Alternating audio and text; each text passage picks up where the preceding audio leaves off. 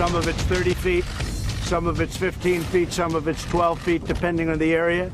Much of it's reinforced heavily and very, very hard to climb. If you want to climb that, it's pretty sharp up on top, too. If you want to climb that, you deserve whatever you can get. But it's a very, very hard. It's meant anti-climb. It's called anti-climb. So it's a great wall, and it looks, I think it looks fantastic. President Trump on the southern border in California today, where he met with Border Patrol agents and warned migrants to turn around because he says the country is full. He also toured a section of replacement border fencing. The New York Times reports, quote, the small section of wall that Mr. Trump stood in front of is not evidence that the president is building the wall he repeatedly called for during his 2016 presidential campaign, but merely an upgrade to an existing section of fencing. The 2-mile section was completed in October. Trump's border visit came after days of threats to close the U.S. border with Mexico. Just yesterday, Trump reversed course, saying he would give Mexico a 1-year warning before imposing tariffs and closing the border. But this morning, before leaving for California, Trump said he never changed his mind about shutting down the border. I never changed my mind at all. I may shut it down at some point, but I'd rather do tariffs. So Mexico, I have to say, has been very, very good. You know that over the last 4 days since I talked about shutting down the border. If they continue that, everything will be fine. With us tonight, Philip Elliott, politics correspondent for Time Magazine, and Gabby Orr, White House reporter for Politico. Thanks to both of you for being with us. Phil, let me start with you. Is there a relationship, and maybe you could describe the relationship between the president's decision not to close the border, as he had threatened to do, and the message that he was spouting today on this tour of the border? Well, I mean, this is entirely red meat for the president's base. This is something that is a guaranteed applause line at his rallies, for people watching at home who will live stream every event he has. This really is where he feels most comfortable in communicating with the base. It's not persuading any voters to come aboard and support him. This is not a moment of persuasion. This is a moment of motivation. And I think as we get closer to 2020, we're going to be seeing much more of this type of campaign rhetoric.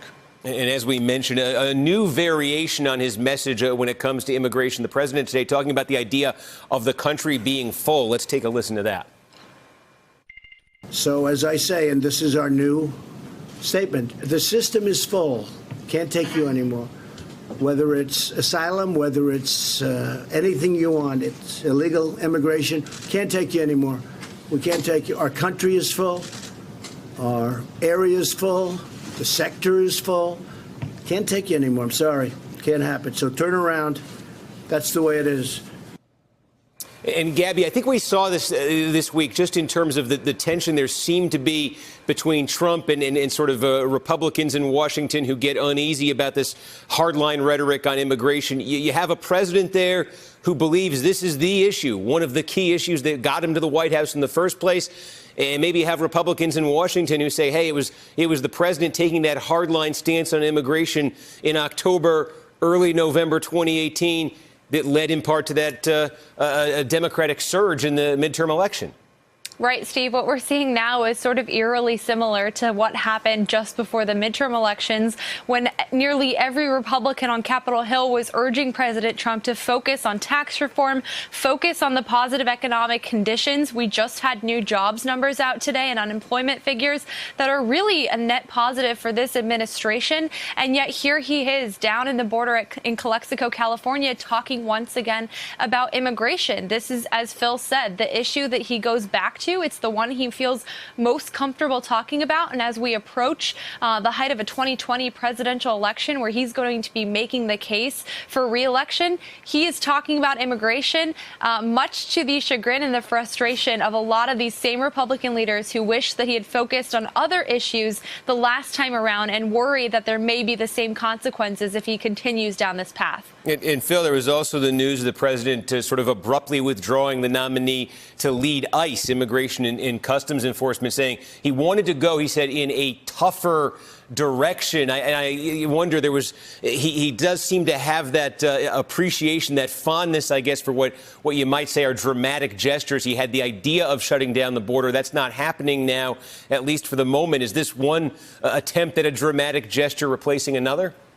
Yeah, I mean, you see this with the president all the time. Whenever he enters a place where he has a perceived threat, he knows how to change the headline.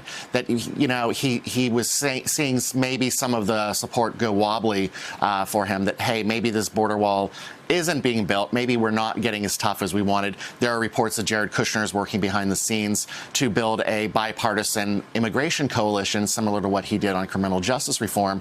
Lest anyone thinks he's going soft, he booted the ICE director nominee and really just started doubling down on the type of rhetoric that we usually see from those around policy advisor Stephen Miller.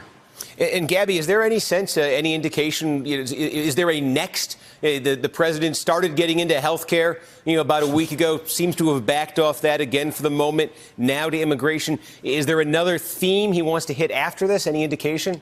I think simultaneously with immigration, we're going to see a large focus on the trade negotiations with China. It's something that we've heard the White House and senior administration officials talk quite a bit about behind the scenes, about how they're inching closer and closer to some type of structural framework and trade negotiations with China, and that a deal could very well be imminent, that a signing ceremony could even take place in the next month or so down at Mar-a-Lago with President Trump and President Xi.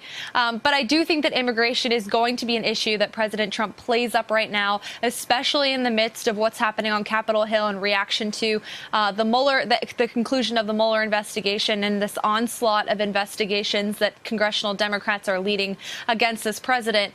He wants to talk about immigration. It's something that he knows plays well with his base. It's an issue that he's comfortable talking about, and also something that, as he's down there highlighting these new areas of border construction, whether or not they were initiated by his administration or the Obama administration, to him is besides the point. He can be down there. He can have these photo opportunities in front of these improved or updated forms of border infrastructure. And that's something that he knows plays well with those voters who backed him in 2016 and may be looking to support him again in 2020.